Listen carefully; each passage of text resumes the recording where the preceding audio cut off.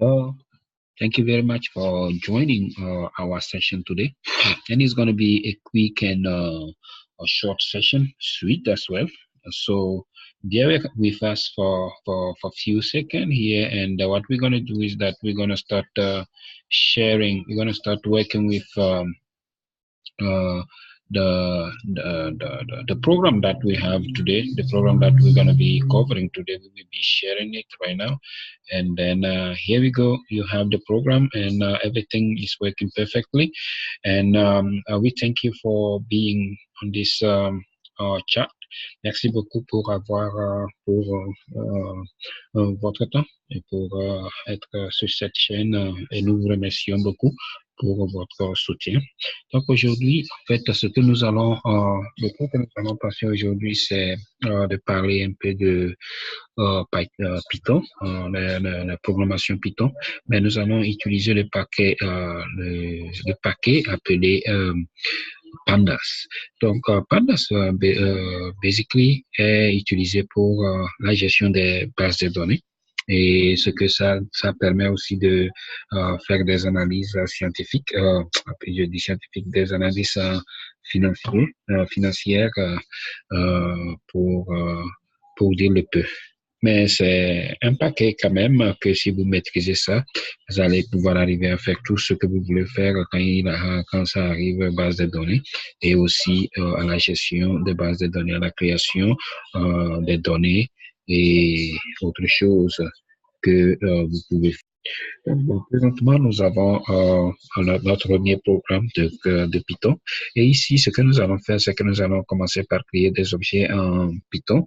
Vous avez déjà, j'ai le code, mais je vais vous montrer rapidement là. Nous n'allons pas perdre beaucoup de temps.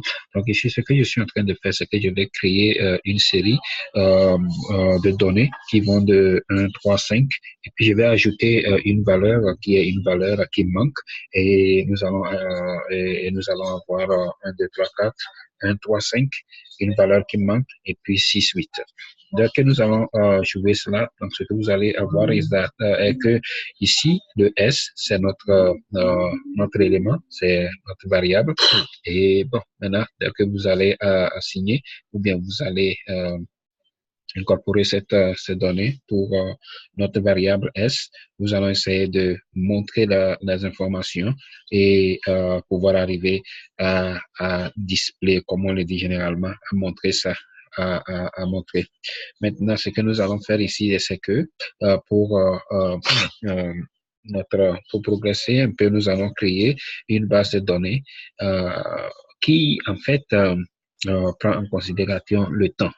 Donc ici, nous avons ce qu'on appelle la date. C'est que nous voulons mettre une date, mais nous allons mettre un intervalle de date. Donc nous voulons nous allons commencer à partir de 2000, à partir de janvier 2018, le 1er janvier 2018, et puis nous allons faire pour une période de 12 mois, 12. Maintenant, ici, je suis en train de faire 12 mois et la fréquence, ce qui est fréquence, la fréquence est égale à M. M veut dire mois. Si tu veux, tu peux remplacer ceci pour des jours, tu peux remplacer ceci pour des heures, ou bien tu peux remplacer ça pour des secondes. Donc, une fois que je fais ceci, donc nous allons arriver à avoir des informations. Maintenant, en bas ici, ce que je suis en train de faire est que je suis en train d'utiliser une fonction qui va me permettre d'arriver à faire des simulations et pouvoir arriver à retourner des valeurs random variable, des valeurs de façon hasardeuse. Donc, rien n'est tenu en compte. Et puis, ce que je suis en train de faire, c'est que je vais créer 12 colonnes et 12 12 lignes et 5 colonnes pour mes bases de données. Et puis, les colonnes seront appelées A, B, C, D, E, F, A, B, C, D, E. Maintenant, dès que tu joues ça, donc le temps, comme je le disais, le M représente le mois ici. Et puis, bon, ce que je peux faire, si je remplace ceci et je mets ça, je mets D comme jour en anglais. Donc, ça va me donner le 1er, le 2, le 3 jusqu'au 12 janvier. Je peux toutefois changer ceci aussi en secondes. Et ce que ça va me donner, c'est que ça me donne comme ça.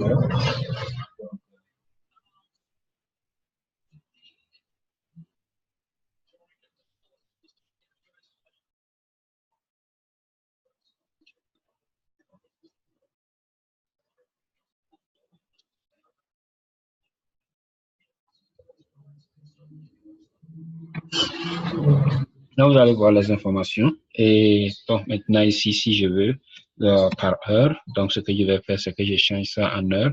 Et puis, ça va me donner les heures. Donc, vous allez voir 0 heure, 1 heure, 2 heures, 3 heures, jusqu'à ce que vous voulez. Maintenant, nous allons continuer un peu pour pouvoir arriver à jouer un peu avec les informations. C'est que, suppose que je vais voir les 8 premières valeurs. Donc, je vais jouer, je vais mettre le nom de mon de, de ma table de données et puis je mets head qui veut dire la tête en anglais et puis je vais mettre 8. Bon, maintenant, et il y a aussi parfois ce que vous pouvez faire aussi, c'est que vous pouvez mettre sample ici et puis ce que ça va se passer, ce qui va se passer, c'est que ça va te donner n'importe quoi. Ça dit que ça rentre dedans, ça peut te donner n'importe quoi. Si je veux, je peux faire ça et ça me donne le 8, le 2, le 8. Si je refais ça encore, ça peut me donner le 6. Euh, si je ramène ça et je joue, ça me donne le 1. Si je remets 2 là-bas, tout à l'heure, et je joue, ça va me donner 9 et 5. Donc, c'est à peu près, ça rentre dedans et c'est sous forme de tombola. Ce n'est pas rien n'est spécifique. Et puis, ça te donne, mais tu peux faire tout. Si tu fais tout, c'est que ça va te donner les 12 éléments que tu veux. Mais ici, c'est que ce que je voudrais faire, c'est pour voir la tête et je peux mettre la tête 2. Je vais dire que je veux voir 2 éléments seulement et je peux mettre aussi la queue, c'est-à-dire les dernières observations.